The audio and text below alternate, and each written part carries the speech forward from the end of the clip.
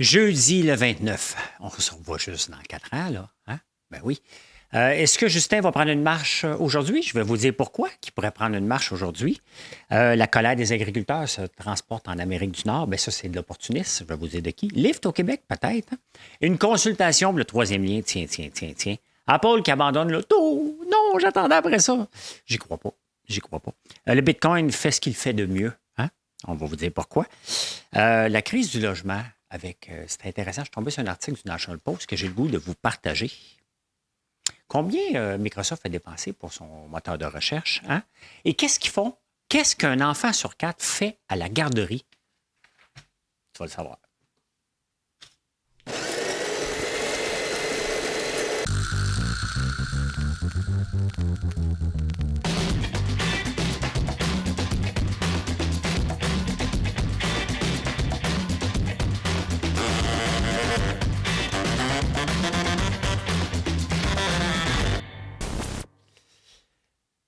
C'est mon show, fait que j'ai le droit de faire les plugs que je veux. Et vous savez que je crée beaucoup de produits et c'est ce que j'aime le plus faire comme entrepreneur. Gérer des opérations, ça ne m'intéresse pas. Moi, je vais être dans le bois, je vais être derrière les cuisines, derrière le laboratoire pour en train de faire des tests et développer des nouveaux produits. Et sincèrement, j'ai jamais eu des cheveux aussi beaux. Ça fait presque une infopub, mais ça en est une, avec notre shampoing et revitalisant. Regardez mes cheveux. Sincèrement, là, hein?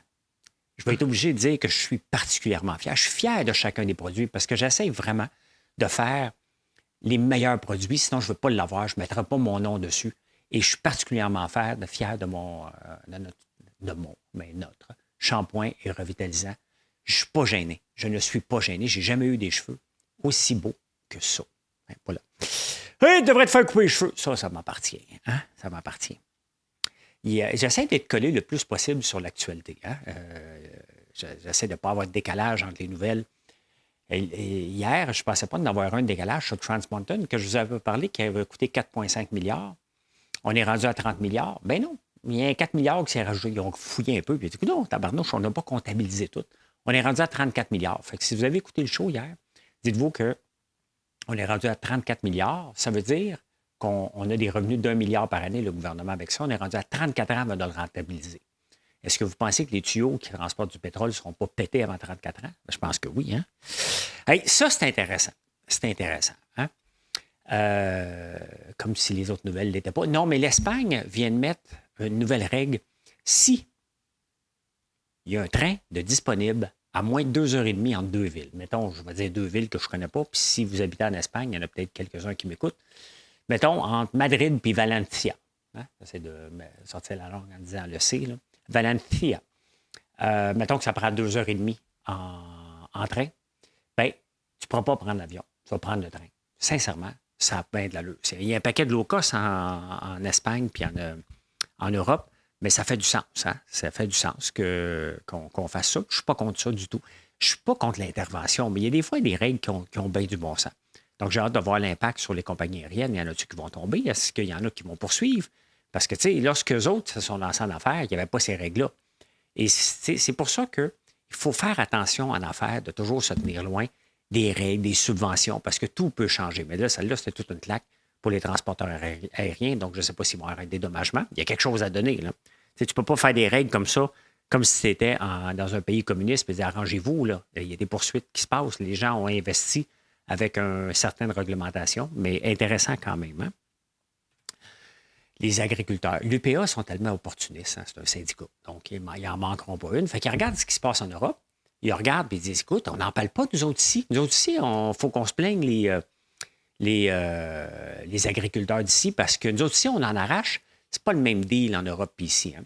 En Europe, ils ont beaucoup de grains qui arrivent de l'Ukraine, qui les impactent régulièrement. On n'a pas les mêmes règles.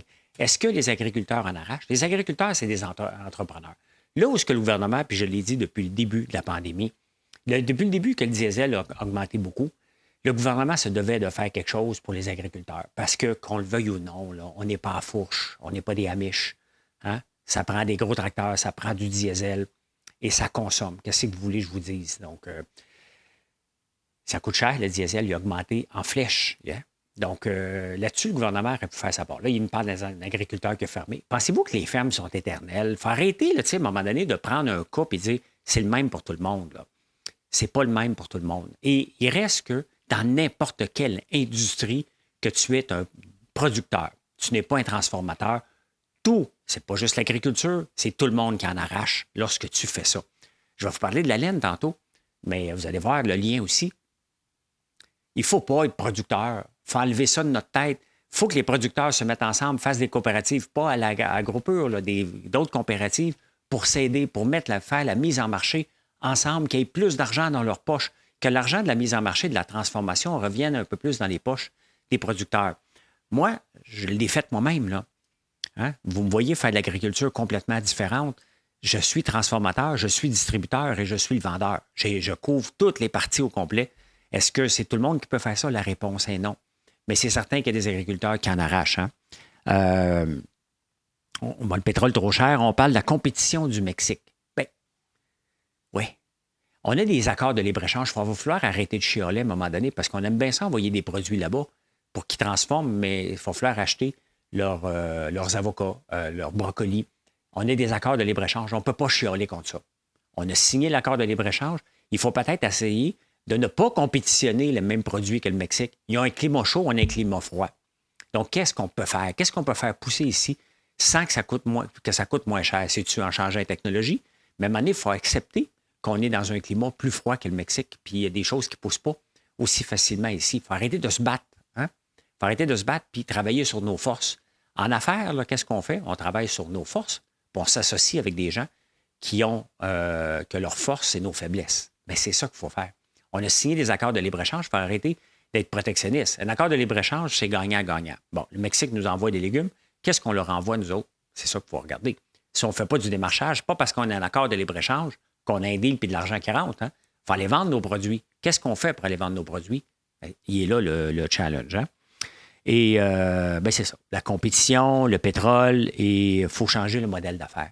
Il faut arrêter de donner juste de l'argent pour de l'argent. Il faut changer la mentalité. J'ai de l'air d'un clown, puis j'espère que je vais aller d'un clown longtemps pour qu'à un moment donné, quelqu'un dise « T'es pas fou son affaire, hein? Il parle avec les gens. Hein? Ben oui, il parle d'histoire de ses produits. Tu parles de fou, toi. Mais non, pas un fou. Hein? Pas un fou. L'assurance médicaments pan-canadien. Pas une mauvaise idée, là. C'est la façon qu'on nous le pousse dans la gorge qui est plate un peu. L'affaire, le Canada, le Québec a déjà son assurance médicaments. Ça reste une compétence provinciale. Le Québec a le droit a raison de chialer. Mais bon, hein, les médicaments contre le diabète puis d'autres médicaments vont être couverts par ça, ce qui est excellent. Ce qui est excellent. On ne peut pas dire non à ça. Est-ce qu'on veut un dédoublement, une partie des médicaments? Non, ça, il faut aller au gouvernement. Non. Il faut que l'argent vienne dans les poches du Québec puis qu'il l'administre comme il faut. Mais on est obligé, c'est sûr qu'on est obligé d'aller dans cette optique-là puis de le prendre. Est-ce qu'on en veut un? Le Québec a raison de dire non, mais on va prendre l'argent. C'est une évidence même. Mais c'est la façon qu'on nous l'a poussé dans la gorge. Il fallait que ça se fasse avant le 1er mars. Depuis quand qu'on fait des deals qui vont nous coûter des milliards? Ils nous disent que ça ne coûtera rien. Arrêtez, là. Mais sauf que, est-ce que c'est bon? Ben oui. Ça, c'est mon côté gauche que je me dis, oui, la population a besoin de ça. Hein? A besoin de ça. Moi, quand j'étais jeune, là, j'entendais parler de la margarine versus le beurre, puis la couleur de la margarine ne peut pas être la même couleur que le beurre, puis le grand débat qui s'est finalement réglé. Hein? Mais là, on a la bataille du lait d'avoine. Non, c'est un breuvage laitier. Breuvage, hein, pas laitier.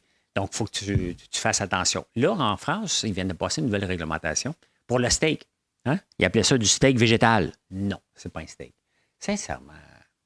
Sincèrement, c'est pas grave, là. Hein? La vache, là, à un moment donné, on lui a donné le nom. Là, quand on l'a coupé la première fois, on dit « Hey, on mange une vache. Si tu manges aujourd'hui, t'as dit de manger du foin, toi? Mange une vache. Comment on va appeler ça? On va appeler ça un steak. OK, parfait. Hein? C'est à peu près ça, là. Hein? C'est pas un animal, c'est un morceau. Un morceau, on peut l'appeler, mais voyez comment pour protéger les lobbies, comment ils sont forts. Donc, on ne pourra plus dire un steak végétal. Non. Une boulette de pois jaune cassé.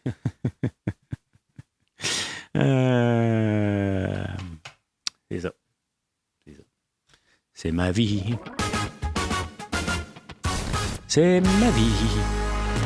Je n'y peux rien, c'est elle qui m'a choisi. Tout. Je l'ai choisi un petit peu. Là.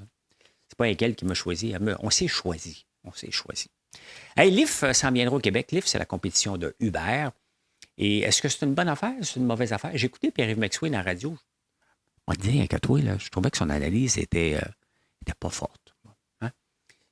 J'aime beaucoup Pierre-Yves, mais je trouvais que son analyse par rapport à Lyft était pas bonne. Bon, c'est de la concurrence. Est-ce que c'est bon de la concurrence? Toujours bon de la concurrence. Est-ce que Lyft veut mettre à terre Uber par tout ce qui passe? Oui. Est-ce qu'on va payer moins cher? Ça se peut. Mais ce qu'on a besoin, c'est de la concurrence, tout simplement. Et oui, il y a Théo Taxi et tout ça, mais il y a vraiment beaucoup de gens qui l'utilisent, de moins en moins. Donc, il faut voir ça d'un très bon œil. D'ailleurs, ça leur a pris du temps de s'en venir. Et ça va ouvrir, tu sais, puis où est-ce que Pierre-Yves a raison, puis Uber se prépare, c'est la voiture autonome. Qu'on le veuille ou non, la voiture autonome s'en vient. Dans combien de temps? 10, 15 ans? Mais il faut qu'il y ait le réseau de bâti. Puis à un moment donné, ils vont remplacer les chauffeurs par veux-tu avoir une auto autonome? On va dire oui ou non, tout simplement. Donc, c'est une bonne affaire. La concurrence, là, il n'y en a jamais de trop. Après ça, ils se battront pour les prix. Ça, c'est leur problème à eux. Hein? Pas le nôtre. Moi, je trouve ça une très bonne nouvelle. Consultation pour le troisième lien. Attendez un peu. Attendez un peu, je le retrouve. Ben, ça ressemble à ça, la consultation pour le troisième lien. Blablabla, blablabla, blablabla, blablabla, tu un troisième lien, il ne veut pas un troisième lien. L'environnement, Stéphane Guilbeault ne veut pas avoir de troisième lien, ça va encourager les autos, on ne va pas de nouvelles autos, on ne veut plus d'autos.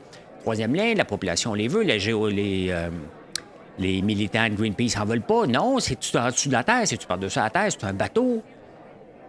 On n'a pas, on va vous dire, là, on n'a pas à consulter la population tout de suite pour un troisième lien. La population, ce qu'elle veut un troisième lien, elle ne veut pas de trafic. OK? Donc, là, on va ressortir le transport en commun, puis il n'y a pas de transport en commun. Ça prend le transport en commun, ça coûte combien? 12 milliards? Avant d'aller consulter, puis je ne suis pas contre la consultation, loin de là.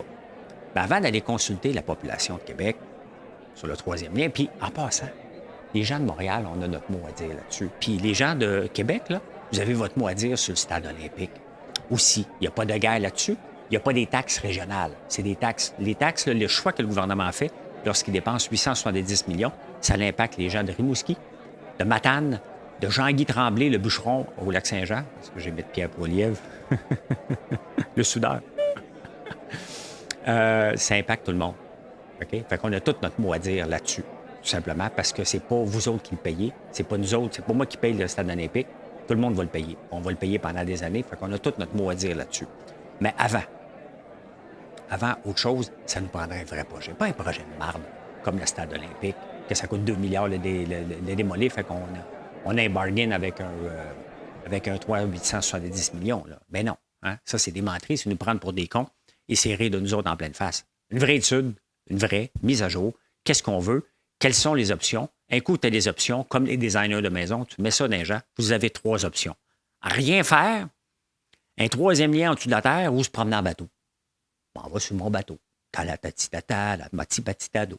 Tala-tati-tata, sur mon petit bateau, ti-tati-dado. Oui, du gay. C'est encore du niaisage. C'est du niaisage de consultation. Moi aussi, je vais avoir mon mot à dire. Oui.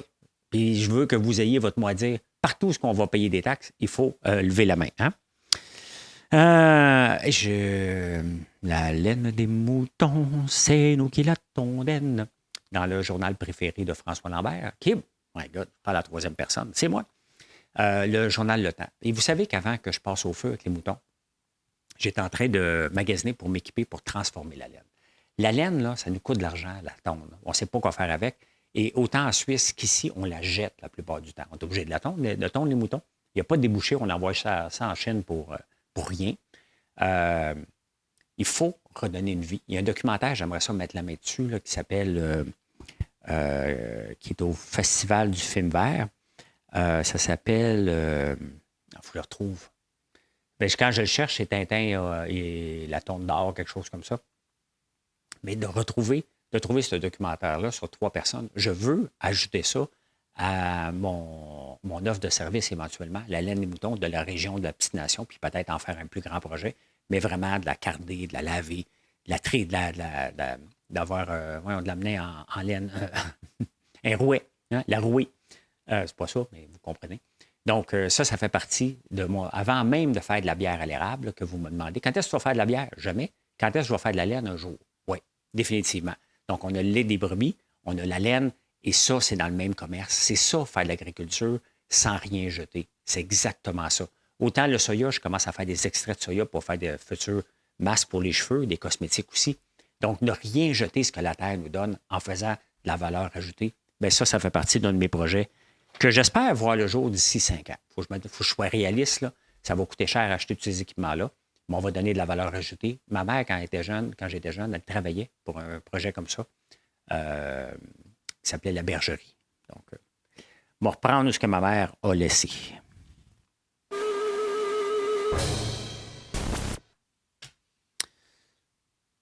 Qu'est-ce qui s'est passé? Qu'est-ce qui s'est passé en 1972? En 1972, la question, il y avait faut-il brûler Moncton? Je n'ai pas trop compris, je ne l'ai pas lu. Là. Allons-nous mourir demain? On est en 1972, j'ai 5 ans. Hein? Les ordinateurs du Massachusetts Institute of Technology, MIT, sonnent l'alarme. Si dans les 100 prochaines années, indique-t-il, l'humanité n'arrive pas à mettre un frein à la croissance de la population et de la production, il faut s'attendre à un effondrement. Et ça, c'est toujours, à chaque année, là, à chaque nouvelle génération, on a peur. Là, c'était les puissants ordinateurs de 1972 du MIT. Hein? OK, on est 12, on est 6 millions. OK, dans 8 ans plus tard, ils arrivent et disent OK, parfait, on va être 8 milliards. Est-ce qu'on est trop la Terre est capable d'en prendre? Et de toute façon, on a déjà commencé la décroissance. Hein? Tous les pays qui n'ont pas plus que 2,1 de taux de natalité, incluant le Canada, la Corée du Sud qui est un des plus bas, la Chine, on prédit que d'ici 100 ans, avec une calculatrice iPhone, que la Chine va avoir une décroissance de 1,5 milliard de personnes à 500 millions si on poursuit le taux de croissance, le taux de natalité actuel. Donc, on est déjà en décroissance, mais ça me fait rire parce qu'en 1972, on avait peur que la Terre soit trop peuplée, ça fait quand même 50 ans. Et regardez la caricature à côté, hein? Grève des enseignants. C'est toujours pareil.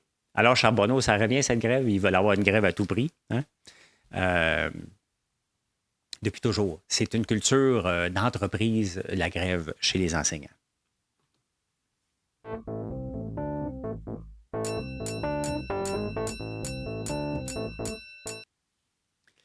Eh bien, Apple, avec son secret depuis à peu près 20 ans, qui est pour avoir une auto, qui ont investi, on ne sait pas combien, disent qu'il y a des rumeurs qui disent qu'ils ont abandonné. On n'a jamais vu une personne travailler là, on n'a jamais vu une personne sortir de là, on n'a jamais su c'était quoi. Il n'y a jamais eu de leak, quand même fort un peu. Là. Et là, ils abandonneraient, mais ça ne vient pas d'eux autres. J'ai des doutes. C'est ceux qui ont le logiciel. Puis c'est peut-être ceux qui vont mettre l'emphase, mais les grandes compagnies chinoises qui font des téléphones s'en vont vers l'auto électrique, qui va faire partie du divertissement, et Apple est dans le divertissement. Donc, j'ai des gros doutes, vraiment. Tu sais, Berkshire Hathaway a rapporté ses chiffres la fin de semaine passée, puis une des choses, il y avait un placement privé secret. Je ne dis pas que c'est ça, parce qu'ils ne sont pas d'Apple, mais peut-être qu'Apple a un projet secret avec une autre entreprise. Ils ont peut-être dit, regarde, on ne se lancera pas dans la manufacture de ça, on va le faire faire. Ils sont peut-être associés avec une autre entreprise. Je doute fortement qu'Apple, dans les 10 prochaines années, n'auront pas leur propre auto. Il y a le déclin du téléphone qui est là, j'en ai parlé. Là. Le déclin, le téléphone arrive à maturité. Maintenant, ça va prendre d'autres choses. Il va y avoir d'autres bidules. Ils vont développer d'autres bidules. Mais je suis très, très surpris qu'ils laissent tomber l'auto. C'est pas le moment d'en lancer une, mais c'est le moment de peut-être continuer à investir dans les technologies. J'ai des gros doutes. T'sais, qu'est-ce qu'ils vont faire avec tous ces brevets-là qui ont fait breveter, puis toutes les technologies qui ont travaillé? Ça peut arriver, mais laissez-moi douter un petit peu. Hein? Un petit peu. Hey, Beyond Meat, j'ai parlé du steak tantôt. Hein? Du steak de viande, mais Beyond Meat a eu toute une montée après les heures d'ouverture mardi soir. Ils ont rapporté des chiffres beaucoup mieux qu'avant. Hein? Et on peut le voir, attendez un peu, on va faire ça ici. Donc, ça a monté jusqu'à, ça valait avant le dévoilement des chiffres du trimestre, 7,50. Ça a monté ça a doublé. Puis là, ça s'est calmé. Hein? Les gens sont irrationnels. Hein? Ils sont carrément irrationnels à la bourse. Et c'est ce qui fait que la bourse, on peut faire de l'argent ou en perdre, c'est les émotions. Mais je vous rappelle, avant que vous partez en peur, là, hein, que Beyond Meat a déjà valu 226$.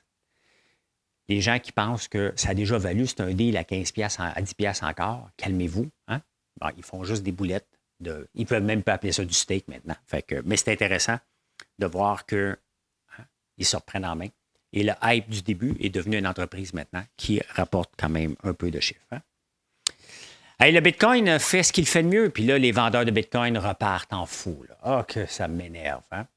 Ça m'énerve bien raide. Parce que là, on pense qu'on est devenu riche. On le savait. Quand le Bitcoin valait 16 000, là, ces gens-là ne se sont pas loadés. Là, ils n'en parlaient pas. Mais là, ça a l'air qu'ils le savaient. Là, il y a Doge qui monte de... On va regarder ça sur 5 jours. Il y a Doge qui monte de 16 %. Il y a Shiba qui monte de 4 %. Il y a le Bitcoin qui monte de 7 %. On est rendu à 61 000 de Bitcoin. Tu as Floki, toute la gang, hein, qui monte de 11 %. Donc, il y a vraiment une poussée. Il y a l'Ethereum qui est pour avoir un ETF. Puis le ETF, ben moi, j'en mets de l'argent à chaque mois dedans. Pas beaucoup. J'en mets un peu dans mon CELI parce que je ne veux plus aller me faire fourrer, en bon québécois, sur des plateformes gérées par des inconnus qui, finalement, c'est toutes des croûtes. Donc, maintenant, ben, je le fais d'une façon différente. Est-ce que le Bitcoin, j'y crois, comme placement spéculatif, carrément spéculatif? Hein? Ce n'est pas basé sur rien. Est-ce que le Bitcoin s'en va à 1 million? Il n'y a personne qui le sait. Est-ce que le Bitcoin va revenir à 15 000? Personne ne le sait. C'est de la haute spéculation parce que son seul but du Bitcoin est de servir à faire de la spéculation, tout simplement. Ah, très intéressant article du National Post sur la crise du logement. On interdit aux étrangers, parce qu'on avait peur des Chinois hein, qui viennent acheter nos maisons puis faire monter les prix. Est-ce que vous autres, là, dans votre rue, là, vous êtes plusieurs quand même à m'écouter, là, écrivez-le dans les commentaires. Dans votre rue, à vous, là, dans les terres agricoles, combien vous en avez de voisins qui sont chinois, pour vrai? Là? Quelqu'un vraiment, un vrai chinois qui ne parle pas, là, il est venu acheter, puis il est reparti. Il n'est même pas venu. Il l'a acheté sur Internet. Combien ça coûte? M'en fous, il l'a acheté. On a peur de ça, parce qu'à un moment donné, il y en a un, quelque part, qui a acheté un terrain, puis l'accaparement des terres. Puis là, sur ta rue, à un moment donné, il y a eu un Chinois, mais qui est né à Brossard, il est canadien, là. Mais là, tu l'as vu, les yeux bridés, puis tu as dit, hey, il va s'en bien dominer nos quartiers. La réalité, c'est que ça n'existe pas. Hein? Mais là, regardez ce qui va se passer. On a des règles pour le flip maintenant. On ne peut plus mettre des dépenses là-dedans. On est en train de mettre des taxes. On est en train d'essayer de contrôler la crise du logement en mettant des taxes puis des limitations. Alors que la seule chose qu'on veut, c'est est-ce qu'on peut faire de l'argent? Donc, pourquoi on ne bâtit pas? Parce qu'on ne fait pas une scène avec ça. C'est pas rentable avec toutes les règles en place. C'est juste ça. Mais on n'enlève pas les règles. Non, on met d'autres règles prenantes. Mais attendez de voir Donald Trump arriver. Là, ça ne se fait pas, là. Il ne faut pas oublier que si tu veux te protéger pour les étrangers qui n'achètent pas de maison au Canada, là, nous autres, on achète-tu des maisons en Floride? La réponse est oui. Hein? On achète-tu des maisons ailleurs? On a un accord de libre-échange avec les États-Unis. Ils n'ont pas parlé encore. Mais ils peuvent se lever et dire, c'est quoi, c'est terminé nous autres ici. On ne veut pas que les Canadiens achètent des maisons ici. Ah, j'aimerais ça.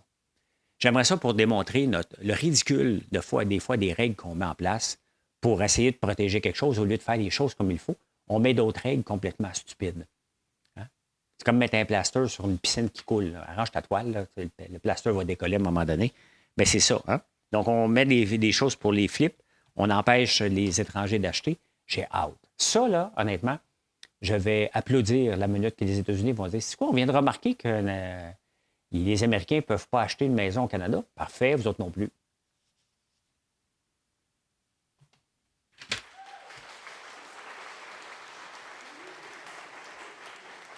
Vous autres non plus.